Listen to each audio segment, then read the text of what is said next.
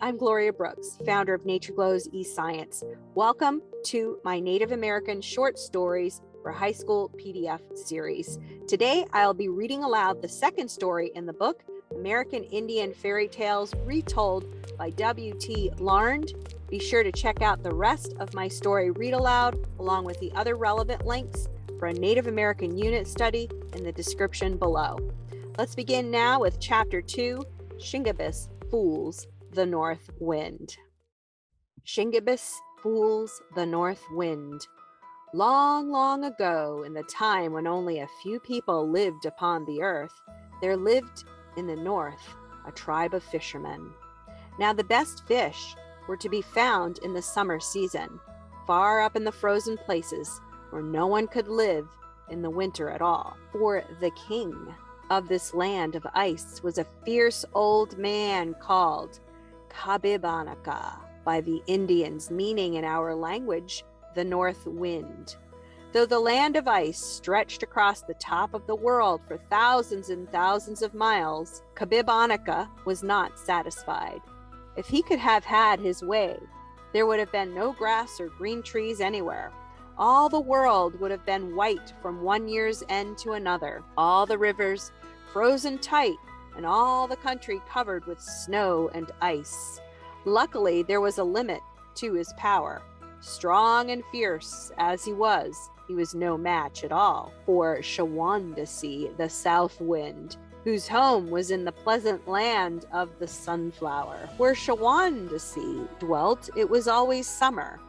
When he breathed upon the land, violets appeared in the woods.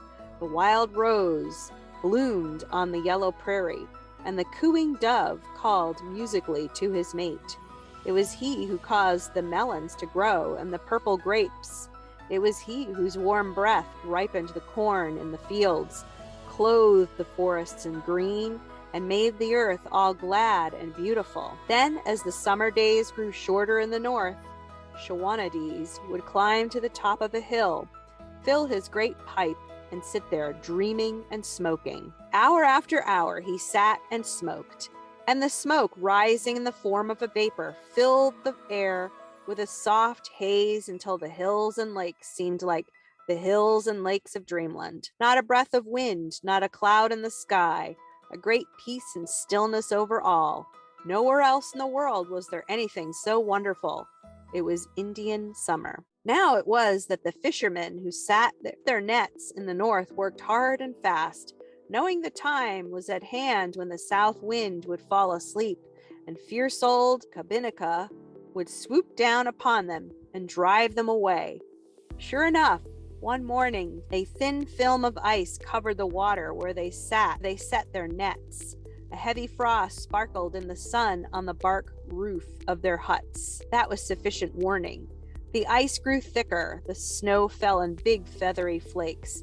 Coyote, the prairie wolf, trotted by in his shaggy white winter coat. Already they could hear a muttering and a moaning in the distance. 𝐀𝐦𝐿𝐵𝐿𝐵 is coming, cried the fisherman. 𝐀𝐦𝐿𝐵𝐿𝐵 will soon be here. It is time for us to go. But Shingebis, the diver, only laughed. Shingebis was always laughing. He laughed when he caught a big fish, and he laughed when he caught none at all. Nothing could dampen his spirits. The fishing is still good, he said to his comrades.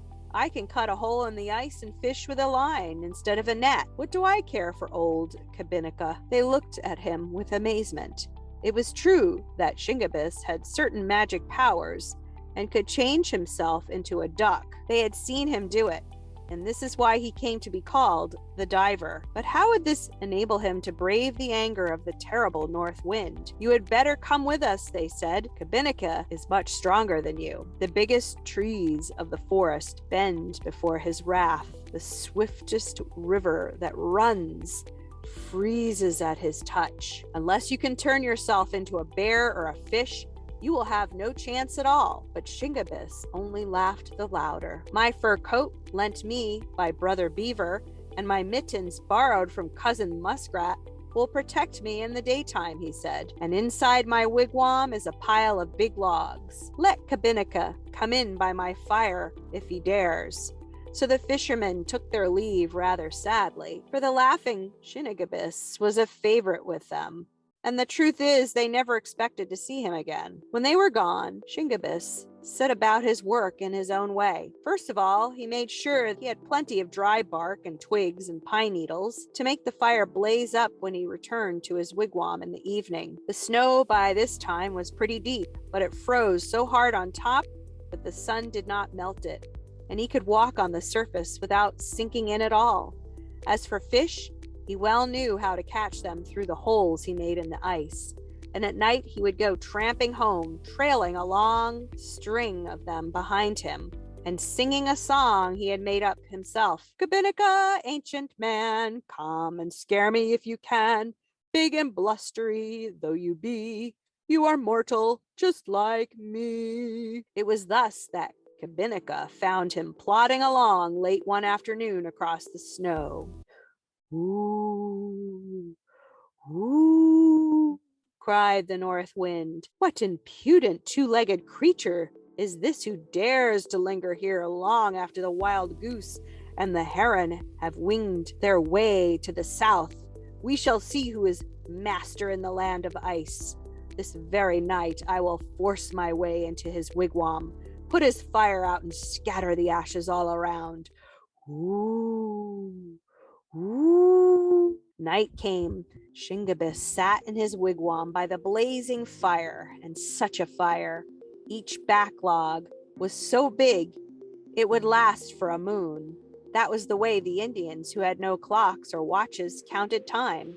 Instead of weeks or months, they would say a moon, the length of time from one new moon to another. Shingebis had been cooking a fish, a fine, fresh fish caught that very day, broiled over the coals. It was a tender and savory dish, and Shingebis smacked his lips and rubbed his hands with pleasure. He had tramped many miles that day, so it was a pleasant thing to sit there by the roaring fire and toast his shins. How foolish, he thought, his comrades had been to leave a place where fish was so plentiful so early in the winter. They think that 𝐀𝐦𝐿𝐴 is a kind of magician, he was saying to himself, and that no one can resist him. It's my own opinion that he's a man just like myself. It's true that I can't stand the cold as he does, but then neither can he stand the heat as I do. This thought amused him so that he began to laugh and sing. 𝐀𝐦𝐿𝐴, frosty man, try to freeze me if you can. Though you blow until you tire, I am safe beside my fire. He was in such a high good humor that he scarcely noticed a sudden uproar that began without. The snow came thick and fast, and as it fell, it was caught up again like so much powder and blown against the wigwam, where it laid in huge drifts. But instead of making it colder inside, it was really like a thick blanket that kept the air out. 𝐀𝐦𝐿𝐴 soon discovered his mistake, and it made him furious. Down the smoke vent he shouted, and his voice was so wild and terrible that it might have frightened an ordinary man. But Shingebis only laughed. It was so quiet in that great silent country that he rather enjoyed a little noise. Ho ho, he shouted back. How are you, 𝐀𝐦𝐿𝐴? If you are not careful, you will burst your cheeks. Then the wigwam shook with the force of the blast, and the curtain of buffalo hide that formed the doorway flapped and rattled and flapped. Come on in, 𝐀𝐦𝐿𝐴, called Shingebis merrily. Come on in and warm yourself. It must be bitter cold outside. At these jeering words, 𝐀𝐦𝐿𝐴 hurled himself against the curtain, breaking one of the buckskin thongs, and made his way inside. Oh, what an icy breath! So icy that it filled the hot wigwam like a fog. Shingebis pretended not to notice. Still singing, he rose to his feet and threw on another log. It was a fat log of pine, and it burned so hard and gave out so much heat that he had to sit a little distance away. From the corner of his eye, he watched 𝐀𝐦𝐿𝐴, and what he saw made him laugh again. The perspiration was pouring from his forehead. The snow and icicles in his flowing hair quickly disappeared.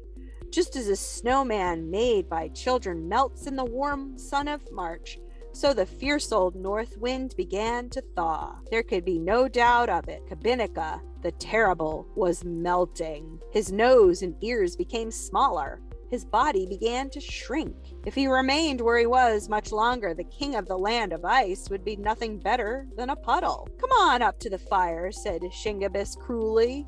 "You must be chilled to the bone. Come up closer and warm your hands and feet." The north wind was a fierce old man. But the old north wind had fled even faster than he came through the doorway. Once outside, the cold air revived him and all his anger returned. As he had not been able to freeze Shingebis, he spent his rage on everything in his path. Under his tread, the snow took on a crust. The little branches of the trees snapped as he blew and snorted. The prowling fox hurried to his hole, and the wandering coyote sought the first shelter at hand. Once more he made his way to the wigwam of Shingebis and shouted down the flue. "Come out," he called. "Come out if you dare and wrestle with me here in the snow. We'll see who's master then." Shingebis thought it over. The fire must have weakened him, he thought to himself.